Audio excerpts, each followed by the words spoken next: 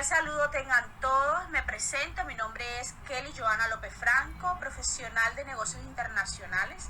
Actualmente curso la maestría en Administración y Planificación Educativa. A continuación les ampliaré información en este video acerca de las técnicas o instrumentos de recolección de datos en el proceso de investigación y cuáles son los factores que se utilizan de manera general. Entrando en contexto, les comparto la presentación y les hablaré de la definición del concepto de instrumentos, la cual es importante tener en cuenta que se debe a la recolección de datos y que es un paso muy importante en el proceso de investigación. El instrumento que elijas para recolectar los datos dependerá de los tipos de datos que pienses recolectar, ya sea cualitativos o cuantitativos, y de cómo pienses recolectarlos. En la investigación se utilizan varios instrumentos para recopilar información, dentro de los cuales destacamos las entrevistas, las observaciones, los cuestionarios, focus groups y comunidades online.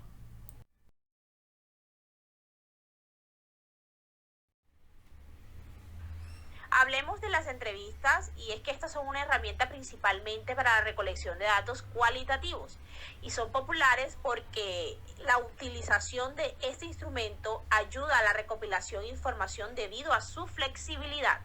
Las interacciones que se generan en una entrevista pueden presentarse de forma estructurada o semiestructurada para así generar ideas y conceptos novedosos.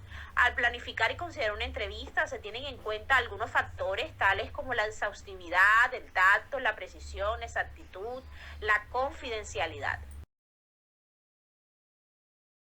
Es otro de los instrumentos para recopilar información, que consiste precisamente en observar a los individuos en su entorno natural o en una situación que se produce de forma natural.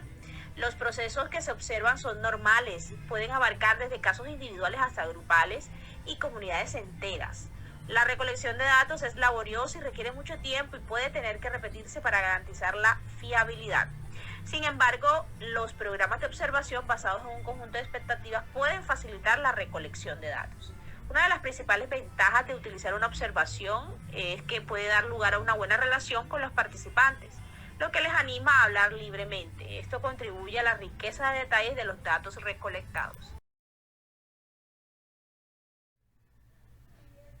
El concepto de cuestionario radica en que es una herramienta diseñada para la recolección de datos cuantitativos y se utiliza mucho en la investigación, ya que es un buen instrumento de investigación para recolectar datos estandarizados y así hacer generalizaciones.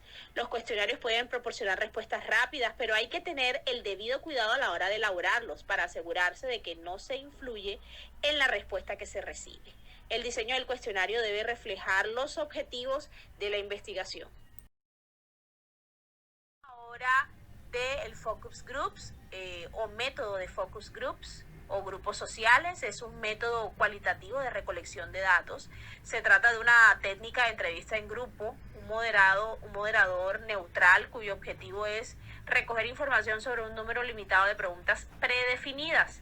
La realización del focus group requiere el respeto de ciertas normas metodológicas para garantizar la validez y el carácter científico de este. Cabe resaltar que es uno de los instrumentos para recopilar información que permite explorar y estimular diferentes puntos de vista.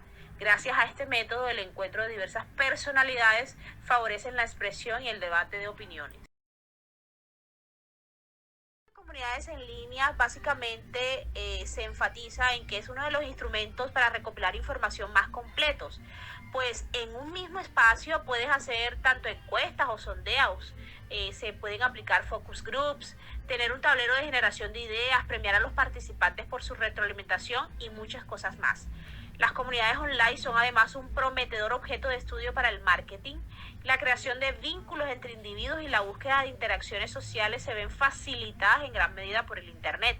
El estudio de estas comunidades se aprecia desde un ángulo esencialmente cualitativo, que va desde el análisis de contenido de los grupos de discusión virtuales hasta la etnografía o etnografía aplicada a Internet. Selección de la población a estudiar. En general, para cualquier estudio de investigación se incluyen muestras o subgrupos de poblaciones y en pocas ocasiones se da la población total o universo completo.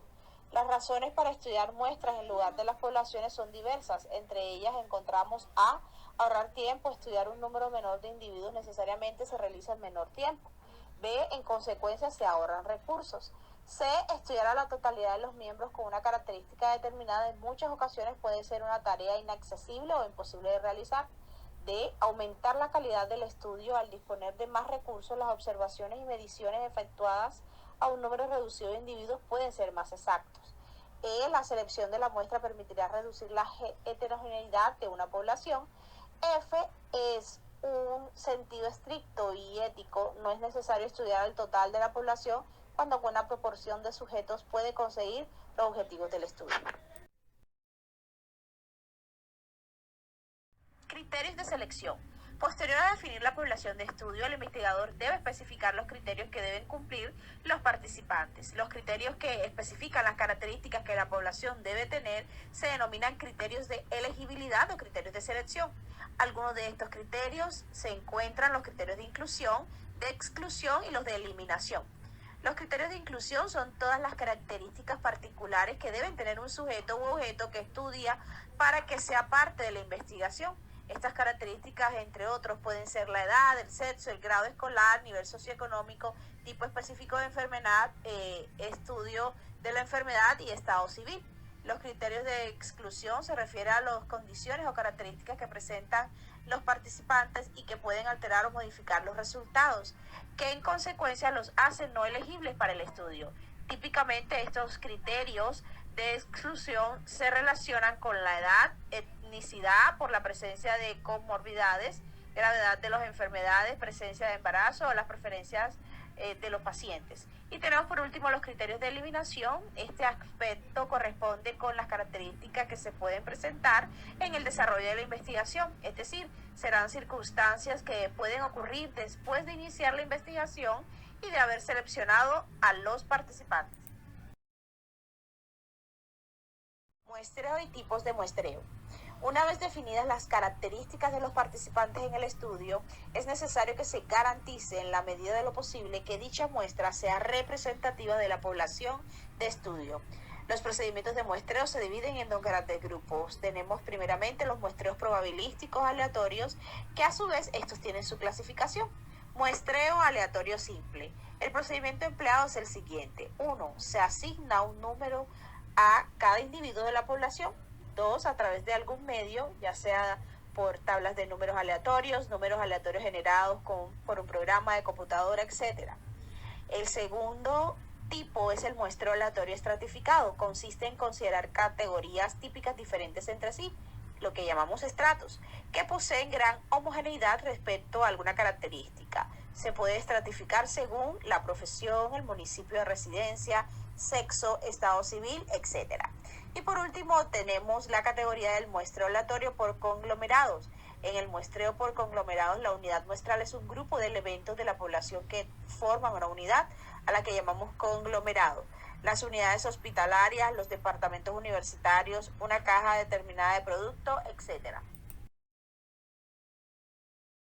Siguiendo con los tipos de muestreos relacionados en la investigación, encontramos el muestreo no probabilístico, el cual tiene diferentes categorías. La primera es muestreo por cuotas, también denominado en ocasiones accidental. Se asienta generalmente sobre la base de un buen conocimiento de los estratos de la población y o de los individuos más representativos o adecuados para los fines de la investigación. Tenemos una segunda instancia o una segunda clasificación, que es el muestreo intencional o de conveniencia. Consiste en la selección por métodos no aleatorios de una muestra cuyas características sean similares a las de la población objetivo. También puede ser que el investigador seleccione directa e intencionalmente los individuos de la población. Y tenemos una tercera instancia o categoría que se denomina bola de nieve. Se localiza a algunos individuos los cuales conducen a otros y estos a otros, y así hasta conseguir una muestra suficiente. Este tipo se emplea muy frecuentemente cuando se hacen estudios con poblaciones marginales, delincuentes, sectas, determinados tipos de enfermos, etc. La diferencia entre ambas está dada por la utilización de métodos estadísticos para la elección de los sujetos.